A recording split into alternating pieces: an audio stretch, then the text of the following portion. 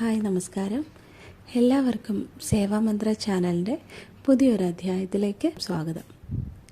നമ്മൾ ഇന്ന് വിഷ്ണുമായ സ്വാമിയെക്കുറിച്ചാണ് സംസാരിക്കാൻ പോകുന്നത്. വിഷ്ണുമായ എന്ന് കേൾക്കുമ്പോൾ ഒരുപാട് പേർക്ക് ചാത്തൻ സ്വാമിയാണ്, ചാത്തനാണ് എന്നൊക്കെയുള്ള ഒരുപാട് ഭയവും പേടിയും ഒരുപാട് പ്രോബ്ലംസ് ഉണ്ട്. അതിൽ നിന്ന് നമുക്ക് എന്തായാലും പുറത്ത് കടക്കണം, അത് കടക്കാൻ എന്തും ചെയ്യാം എന്നുള്ളൊരു മനസ്സുമുണ്ട്. അതേസമയം മറു സൈഡിൽ ഒരു ഭയമുണ്ട് അല്ലേ. പലതും നമ്മൾ കേട്ടറിഞ്ഞതുമായിട്ടുള്ള പല കഥകളും വച്ചിട്ട് അത് പിന്നീടൊരു പ്രോബ്ലം ഉണ്ടാക്കുമോ എന്നുള്ളത്. അപ്പോൾ എനിക്ക് പറയാനുള്ളത്, ഒരു പരിധിവരെ ഞാൻ മനസ്സിലാക്കിയിട്ടുള്ളത്, വിഷ്ണുമായ സ്വാമി അതും ഒരു ഭഗവാൻ അല്ലെങ്കിൽ അതൊരു മൂർത്തിയാണ്. അപ്പോൾ അത് നമ്മൾ വിശ്വസിച്ച് പ്രാർത്ഥിക്കുമ്പോൾ അതൊരിക്കലും ആർക്കും ഒരു ദോഷം ചെയ്യുമെന്ന് എനിക്ക് തോന്നുന്നില്ല. അപ്പോൾ എനിക്ക് തോന്നുന്നത് ഒരു പരിധിവരെ ആൾക്കാരെ ഭയപ്പെടുത്തുന്നതാണെന്നുള്ളതാണ്.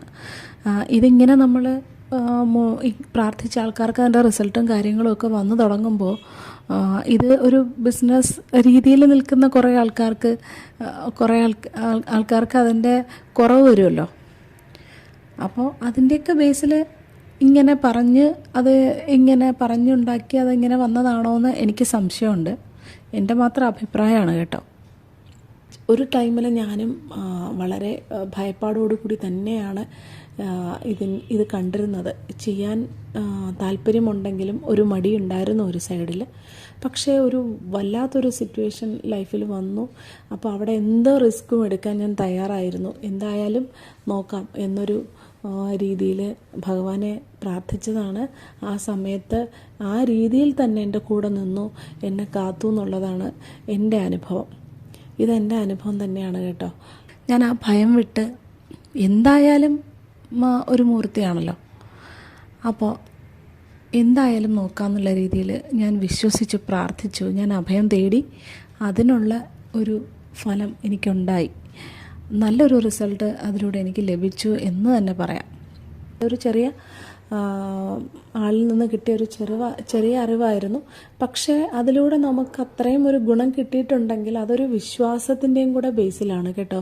അപ്പം നമ്മൾ ഏത് ഭഗവാനെ ആണെങ്കിലും നമ്മൾ വിശ്വസിച്ചായിരിക്കണം പ്രാർത്ഥിക്കുന്നത്. അത് ഏത് മൂർത്തിയാണെങ്കിലും വിശ്വാസം പ്രധാനമാണ്. പിന്നെ ഇത് കുറച്ചുകൂടി നമ്മുടെ മനുഷ്യരോട് അടുത്ത് നിൽക്കുന്ന ഒരു മൂർത്തിയായിട്ടാണ് എനിക്ക് ഫീൽ ചെയ്തിട്ടുള്ളത്. നമ്മുടെ വരാഹി ദേവിയാണെങ്കിലും വിഷ്ണുമായൊക്കെ നമ്മുടെ കൂടെ കുറച്ചുകൂടി അടുത്ത് നിൽക്കുന്ന, വിഷ്ണുമായ എന്ന് പറയുമ്പോൾ നമുക്ക് അധികം ഫ്രണ്ടിനെ പോലെ കൊണ്ട് നടക്കാവുന്നൊരു മൂർത്തിയാണ്. നമ്മുടെ കൂടെ എപ്പോഴും എല്ലാ കാര്യങ്ങൾക്കും നമ്മൾ എങ്ങനെയാണോ മനസ്സിൽ സങ്കല്പിച്ച് പ്രാർത്ഥിക്കുന്നത്, നമ്മുടെ കൂടെ ഉണ്ടാവണം, അല്ലെങ്കിൽ നമ്മുടെ ജീവിതത്തിലെ സക്സസ്സിന് കൂടെ ഉണ്ടാവണം, അല്ലെങ്കിൽ നമ്മളുടെ നമ്മുടെ ജീവിത വിജയത്തിന് എൻ്റെ ശ്വാസമായിട്ട് എൻ്റെ കൂടെ ഉണ്ടാവണം. അങ്ങനെ പല രീതിയിലായിരിക്കും ആൾക്കാർ പ്രാർത്ഥിക്കുക. പക്ഷേ നമ്മുടെ ജീവിത വിജയത്തിന് കൂടെ ഉണ്ടാവണം, എന്നെ ഇന്ന രീതിയിൽ എത്തിക്കണം എന്ന് പറഞ്ഞ് നിങ്ങൾ പ്രാർത്ഥിച്ചിട്ടുണ്ടെങ്കിൽ അത് നിരന്തരം പ്രാർത്ഥിക്കണം. അതുപോലെ വിശ്വസിച്ച് തന്നെ പ്രാർത്ഥിക്കുകയും വേണം. അത് ഏത് മൂർത്തിയെ നമ്മൾ പ്രാർത്ഥിക്കുമ്പോഴാണെങ്കിലും അത് വളരെ പ്രധാനമുള്ളൊരു കാര്യമാണ്. ഉറപ്പായിട്ടും അതിലൊരു വ്യത്യാസം നിങ്ങൾക്ക് അനുഭവിച്ചറിയാൻ സാധിക്കും. നമ്മൾ ഏത് രീതിയിൽ സങ്കല്പിച്ചാണോ നമ്മൾ പ്രാർത്ഥിക്കുന്നത് അതുപോലെ നമ്മുടെ കൂടെ ഉണ്ടാവും. അത് യാതൊരു മാറ്റവും. പിന്നെ നമ്മൾ ചെയ്യേണ്ട ഒരു കാര്യം, അത് വിഷ്ണുമായ ആണെങ്കിലും ഇതെല്ലാം സങ്കല്പശക്തി എന്ന് പറയുന്നൊരു സംഭവമുണ്ട്. അപ്പോൾ നമ്മളിത് സങ്കല്പിച്ച് പ്രാർത്ഥിക്കുമ്പോൾ ഏത് ഭഗവാനെ ആണെങ്കിലും നമ്മളത് നിവേദ്യവും ഇതൊക്കെ കൊടുത്ത് ചെയ്യുമ്പോൾ അതൊരിപ്പോൾ നമുക്ക് ഊഹിക്കുമല്ലോ. നമ്മളിപ്പോൾ ആരെയാണെങ്കിലും അങ്ങനെ ട്രീറ്റ് ചെയ്യുമ്പോൾ, ഒരു കുട്ടിയാണെങ്കിലും ഒക്കെ ട്രീറ്റ് ചെയ്യുമ്പോൾ അവർ എക്സ്പെക്റ്റ് ചെയ്യുമല്ലോ നമ്മളിന്ന് വീണ്ടും. അപ്പോൾ അത് ചെയ്യാതെ വരുമ്പോൾ ഒരു നെഗറ്റീവ്സ് അവിടെ സംഭവിക്കാം. അത് സ്വാഭാവികമായിട്ട് എല്ലാ കാര്യത്തിലും ഉള്ളതാണ്. നമ്മളത് അങ്ങനെ തന്നെ മനസ്സിലാക്കിയാൽ മതി. അതുകൊണ്ട് നമ്മൾ അതിലോട്ടൊന്നും പോകണ്ട. ഓം വിഷ്ണുമായ സ്വാമിനേ നമഃ ഇത് നമ്മളൊരു 108 ജപിച്ചാൽ മതിയാവും. നമ്മൾ പ്രാർത്ഥിച്ചാൽ മതി, കൂടെ ഉണ്ടാവും, അതിൽ യാതൊരു സംശയമില്ല.